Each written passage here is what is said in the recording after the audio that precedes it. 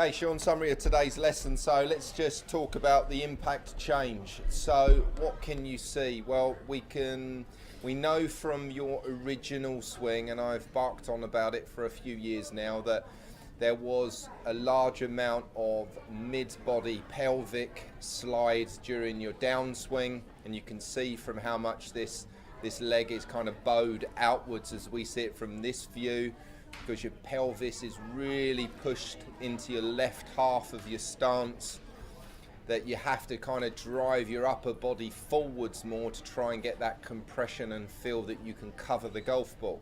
The problem, as we know, is that the more you slide your pelvis, the more the arms and hands get left behind you, especially your right elbow gets left behind you. It pushes your path more right. That requires you to work the hands over the shaft and increase the way that you manipulate the face, the rate of closure, to try and get the face and the face matched up for your draw flight. So what did we do to get you into this position here? We can see the left hip is behind this line, level with your left ankle. So now your pelvis is more centered. You're pulling your left hip back and rotating your sacrum behind you. So the feeling is that you put more pressure into the toes of your right foot as you start your forward swing, and then you turn with everything you've got.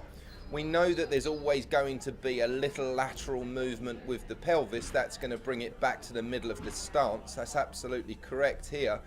But now you get up to that wall, which is sort of parallel there, that line that I've put level with your ankle. You pull your left hip back.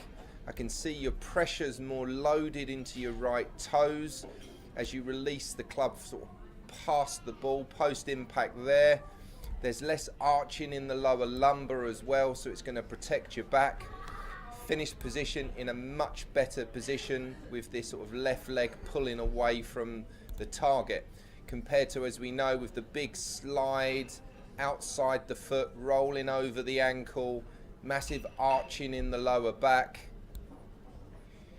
into that previous finish position. So start of the downswing, push into the toes of the right foot, turn your pelvis away from your right thigh, pull the left hip back behind the left ankle, rotate as hard as you can, getting your body out the way. So it's a body rotated face stabilizing hit.